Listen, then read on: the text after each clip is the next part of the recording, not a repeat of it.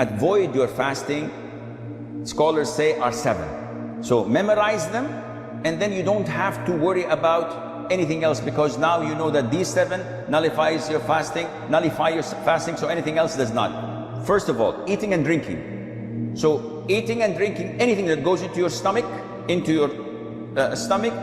through the mouth or through the nose, then this nullifies your fasting. Even if you swallow a stone, it nullifies your fasting.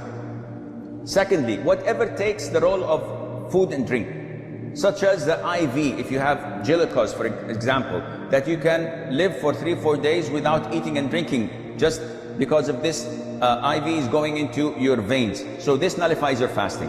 And this means that if I take antibiotics, if I take Voltaren shots, if I take insulin, if I take penicillin, anything that does not nourish me, that does not take the role of eating and drinking, this doesn't nullify your fasting. So if someone says, if I have to take vaccines, does it affect my fasting? No, it doesn't.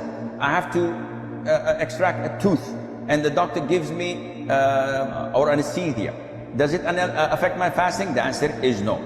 Thirdly, vomiting intentionally. I ate too much, I have something going on, I don't like it, I put my finger or smell something and I vomit intentionally, this voids my fasting. If I ate too much and I feel disturbed and all of a sudden, without me helping it, I'm throwing up, I'm vomiting, this is unintentional, it doesn't affect your fasting. Fourthly, cupping, and this is an issue of dispute among scholars. So the most authentic opinion, it's safer not to cup while fasting. Cupping is having scratches and slashes on the back of your neck or on your shoulders, and then extracting the rotten blood. And it's a form of healing and medication. It is good, the Prophet encouraged it, but during fasting, refrain from it because it's an issue of dispute. However, taking samples of your blood for the hospital is totally permissible. Bleeding from your gum while the dentist is working, does not affect your fasting. Try not to swallow it. What else? Donating blood, if it wears you down and it's a pint or two, if in this case, make it after Maghrib.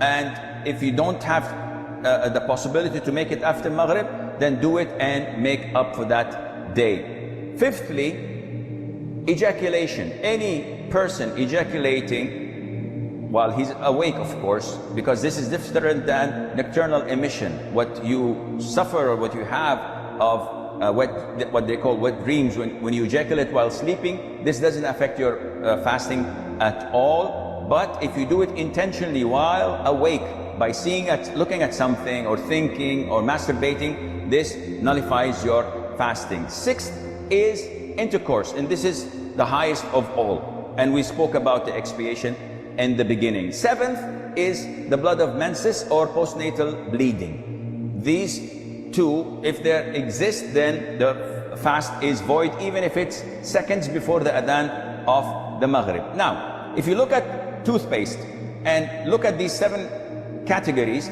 you will find that as long as it doesn't go into your throat, you're in the clear.